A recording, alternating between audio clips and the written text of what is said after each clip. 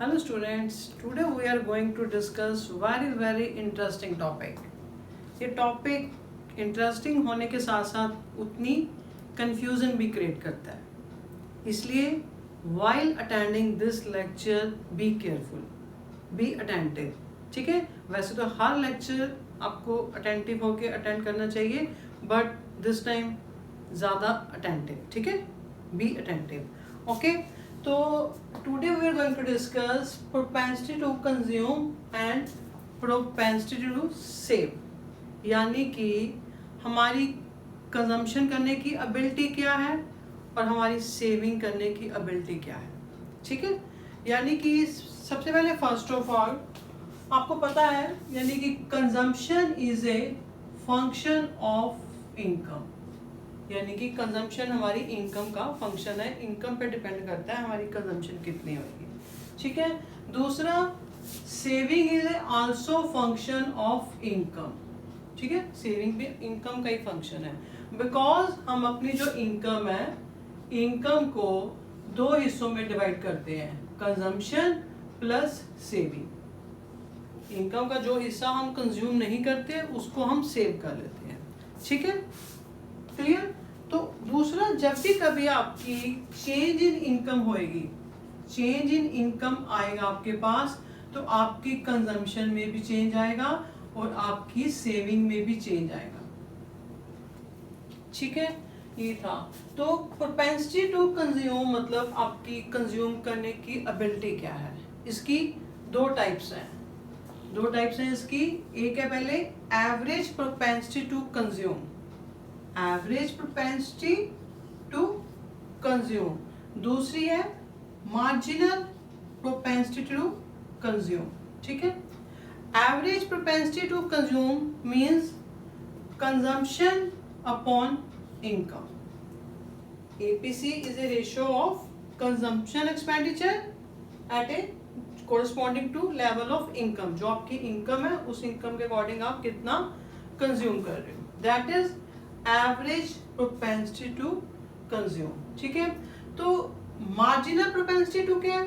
Marginal बताते हैं आपको change in consumption due to change in income.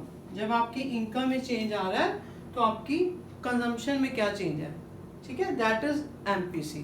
और ये कुछ मैंने बातें ऑलरेडी मैंने लिखी होती हैं, बिकॉज की लेक्चर केवल बहुत लेंथी लंबे चले जाते हैं, आपको भी प्रॉब्लम अटेंड करने में और मेरे को भी उसको प्रॉब्लम आती है बाद में एडिटिंग वगैरह करने में. ठीक है, तो अब आपके पास क्या आता है, इनकम. ये चार्ट आप फिक्स ही रखो. हर जितना भी आपके ये टॉपिक चलना है, आपका एग्रीगेट डिमांड, एग्रीगेट सप्लाई, आप आगे जो आना है पार्ट, आप इसी चार्ट को लेके चलो. ठीक है, इजी रहेगा आपको. अब आपके पास क्या है, जब आपकी इनकम जीरो थी, हमने पढ़ा है, जब आपकी इनकम जीरो होती है तो आपकी कुछ ना कुछ कंजम्पशन होती है, दैट इज ऑटोनोमस कंजम्पशन है, जीरो लेवल इनकम पे भी. और आप कहाँ से कर रहे हो वो आप अपनी पुरानी सेविंग से कर रहे हो, या आप कह सकते हो किसी से बोरो कर रहे हो. यानी कि जब आपकी इनकम जीरो थी, कंजम्पशन थी 40, यानी कि आपकी यहाँ पे सेविंग, क्योंकि इनकम को दो हिस्सों में डिवाइड कर रहे हो ना आप, कंजम्पशन प्लस सेविंग.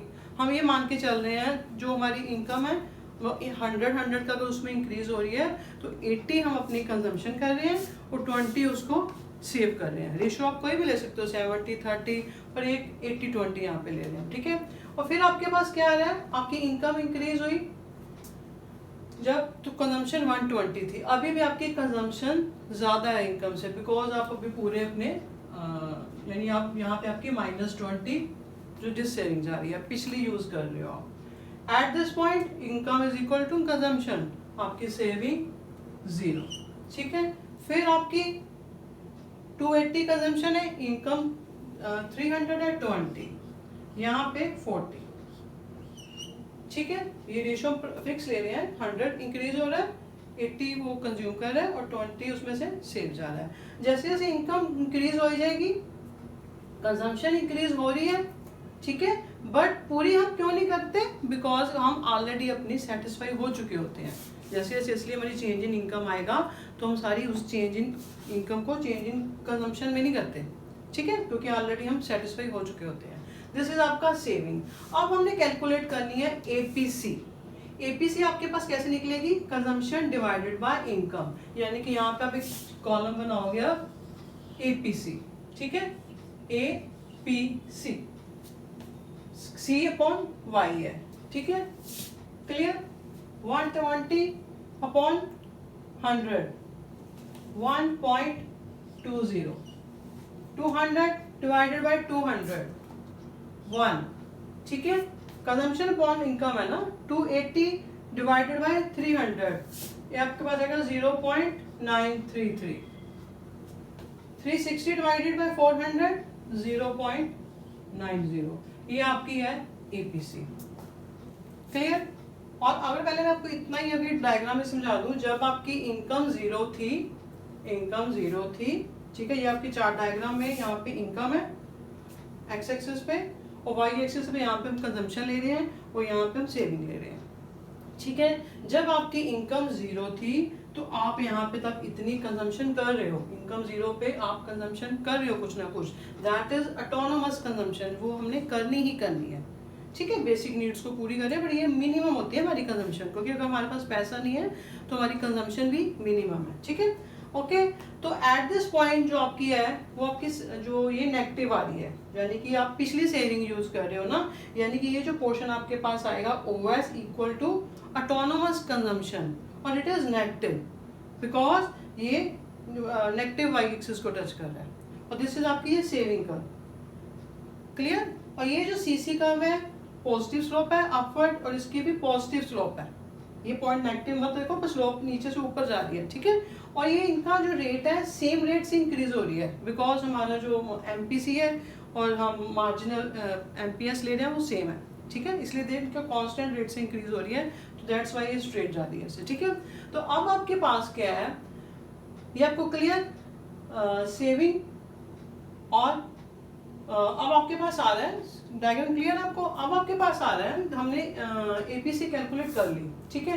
अब हमने कहना है एमपीसी, एमपीसी आपके पास क्या है, change in consumption to change in income, यानी कि चेंज इन कंजम्पशन आने के पर चेंज इन इनकम को डिवाइड करोगे तो आपके पास एमपीसी, ठीक है, एमपीसी यानी कि चेंज इन कंजम्पशन कितना आ रहा है, ठीक है, और चेंज इन इनकम को डिवाइड करते रहोगे आप, ठीक है। ये आपका सेम कांस्टेंट रेशियो से आएगा, 80 से इंक्रीज हो रहा है और ये 100 से हो रहा है, तो इसलिए दैट्स व्हाई आपका रेट सेम रहेगा 0.80 0.80, ठीक है, ये सेम रहेगा, ठीक है ना, हम कांस्टेंट मान के चल रहे हैं।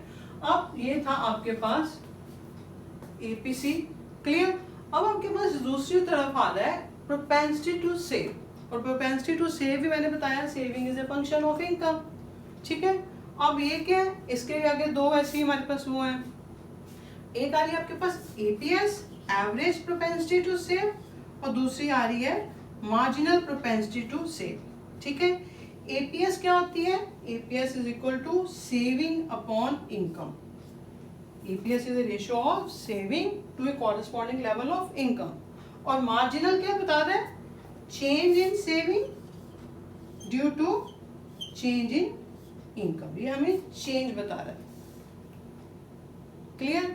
ऐसे ही अब आप एपीएस को भी कैलकुलेट कर सकते हो वहां पे, ठीक है, एपीएस को भी सारे आपको न्यूमेरिकल फॉर्म में भी क्वेश्चन आ सकते हैं, ठीक है, तो आपको ये पता होना चाहिए कि कैसे कैलकुलेट करनी है। अब एपीएस इज इक्वल टू आपके पास कैसे आ रहा है, एपीएस आ रहा है सेविंग अपॉन इनकम, यहाँ पे हमने फिर एमपीएस कैलकुलेट करना है, ठीक है। APS saving upon income, saving को जब आप कर रहे हो डिवाइडेड बाय इनकम, ठीक है, ये आपके पास आ रहा है माइनस में 0.20, ठीक है ना, saving divided by income, this is, फिर आपके पास 0 आ गया, क्लियर। फिर 20 डिवाइडेड बाय 300, ये आपके पास वैल्यू आएगी 0.067, ठीक है। और इसके बाद जब आप इसको करोगे, सेविंग आपकी थी 40 divided by 400 is equal to 0.10, this is आपकी एपीएस, यानी कि सेविंग को इनकम से डिवाइड किया। अब आपके पास आना है एमपीएस, एमपीएस भी आपको पता कैसे निकलना है, change in saving divided by change in income, तो ये भी हमारी फिक्स है, इसलिए अब इसको आपका कांस्टेंट ही आएगा 0.20 0.20 0.20 0.20 कांस्टेंट चलेगा, ठीक है, एमपीएस। अब आपके पास एक बात और याद रखना आपने, ये जो आपके पास है एपीसी, ठीक है, प्लस एपीएस, ये ऑलवेज इज इक्वल टू 1 होगा, हमेशा इनकी वैल्यू 1 है। अगर आप दोनों को ऐड करके, अगर आपको एक कोई वैल्यू दी है तो आप दूसरी वैल्यू को कैलकुलेट कर सकते हो इसमें से माइनस करके, ठीक है। ऐसे ही क्यों 1 क्यों है, बिकॉज हमें पता है income is a consumption plus saving, ठीक है। अब जब दोनों को आप बोथ साइड y से डिवाइड करोगे, y divided by y is equal to, इसको भी करोगे c upon y plus s upon y, यानी कि कट के 1 हो गया। c अपॉन y आपके पास क्या है, APC प्लस APS, यानी कि APC और APS हमेशा ऑलवेज इक्वल टू 1, ठीक है। ऐसे ही आपके पास आएगा, ऐसे ही आपके पास MPC plus MPS is equal to 1 हमेशा, बिकॉज क्योंकि हम अपने इनकम को दो हिस्सों में डिवाइड कर रहे हैं। अब हमें पता है चेंज इन कंजम्पशन, जब चेंज इन इनकम आती है तो change in consumption plus change in saving, दोनों साइड्स को चेंज इन वाई से जब डिवाइड करोगे आप, इसके नीचे भी वाई आ गया, ठीक है, और इनके नीचे भी चेंज इन वाई आ जाएगा, ठीक है। ये कट के 1 आ गया, 1 इज इक्वल टू ये क्या है, एमपीसी प्लस एमपीएस, ठीक है ना, यानी कि ऑलवेज एमपीसी और एमपीएस जो ऐड करोगे तो 1 है, ठीक है।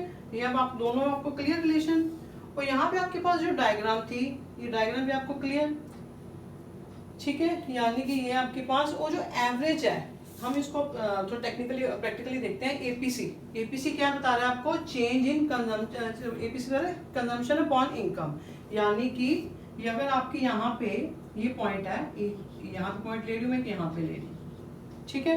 ये जो पॉइंट है ये हमें बता रहा है कि हमारी जब हमारी इनकम हमारी, यानी कि ये बता रहा है पॉइंट, इस पॉइंट पे जो हमारी एवरेज कितनी होएगी, कंजम्पशन, ठीक है, कंजम्पशन डिवाइडेड बाय इनकम, ये पॉइंट पे, ठीक है। ऐसे अगर हमने चेंज दिखाना है, ठीक है ना, चेंज आ रहा है आपके पास एमपीसी, वो क्या है, आप एक पॉइंट आगे जा रहे हो, ठीक है, यानी कि जब आपकी नेक्स्ट पॉइंट पे आपकी इनकम इतनी चेंज आया और आपके पास ये आया चेंज इन कंजम्पशन, ये चेंज इन इनकम है, चेंज इन कंजम्पशन, तो यानी कि ये पॉइंट आपको फिर क्या दिखा रहा है, चेंज इन कंजम्पशन, ठीक है, यानी कि आपके पास इतनी इनकम का चेंज है, change in income, change in consumption इस पॉइंट पे, यानी कि change in consumption divided by change in income, clear.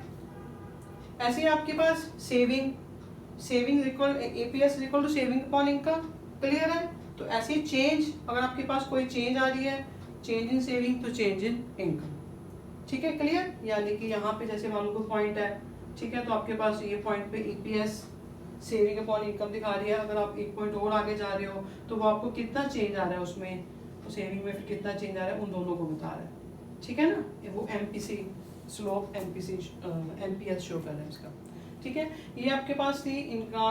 अब आपके पास एक इम्पॉर्टेंट आ रहा है इनके पास, इनकी वैल्यूज के रिगार्डिंग क्वेश्चन आ रहा है, वैल्यूज क्या क्या होंगी, यानी कि जो एपीसी, एपीएस, एमपीसी, एमपीएस, इनकी वैल्यूज मतलब नेगेटिव, यानी कि लेस देन 0 हो सकती है कि नहीं हो सकती, 0, 1 एंड मोर देन 1, इनके वैल्यूज के बारे में हमने बताना है। और ये जो क्वेश्चन जब का आपको आएगा तो आपको जब वैल्यू अपने बतानी है तो साथ में आपको रीजन भी देना पड़ेगा। And value of APC, value of APC is negative, not possible, no, because of autonomous consumption हमारी होती ही होती है, ठीक है। Value of APC 0, not possible, because autonomous consumption, ठीक है, हमने कंजम्पशन करनी ही करनी है।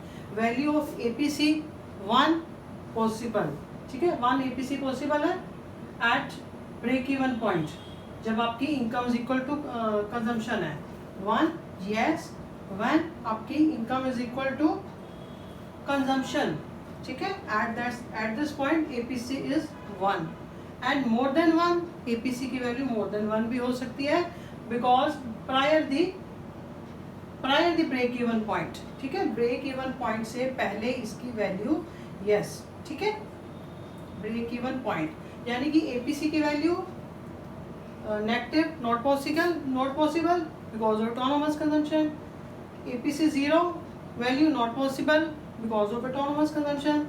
1 yes possible at break even point because at break even point अपनी income is equal to consumption. ठीक है, more than 1 prior to जो break even point है APC की वैल्यू more than 1 होती है. अब आ जाओ APS.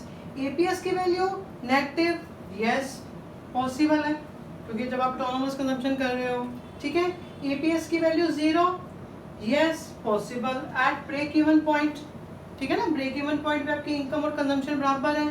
Eight break even point आपने ये रीजन जरूर देना है साथ में.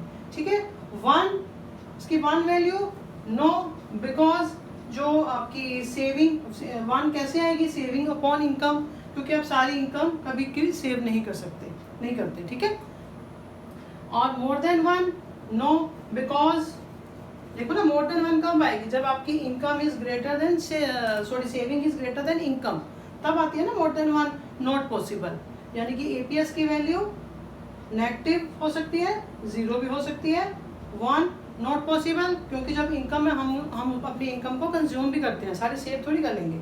ठीक है, और not more than 1 because saving जो ज़्यादा नहीं होगी आपकी इनकम से. ठीक है, फिर आपके पास आती है एमपीसी और एमपीएस. इसकी वैल्यू जो नेगेटिव है, नेगेटिव नॉट पॉसिबल, ना ही एमपीसी नेगेटिव पॉसिबल है ना एमपीएस. ठीक है, और मोर देन 1 भी नॉट पॉसिबल, एमपीसी भी और एमपीएस. और इसकी जो एमपीसी और एमपीएस है इसकी जो वैल्यू है 0 से लेकर 1 तक आती है, अप्लाई करती है. 0 वैल्यू भी पॉसिबल है एमपीएस की और 1 भी पॉसिबल है. ऐसे ही एमपीएस की एमपीसी की एमपीसी की 0 वैल्यू पॉसिबल है और 1 पॉसिबल है. ऐसे ही एमपीएस की 0 possible and 1 value is possible. अब कैसे देखो, जब एमपीसी है इसकी वैल्यू नेगेटिव नहीं होगी कभी भी, बिकॉज क्योंकि जब भी आपकी चेंज इन सेविंग आनी है, चेंज इन सेविंग आपकी कभी भी चेंज इन इनकम से ज़्यादा नहीं होगा.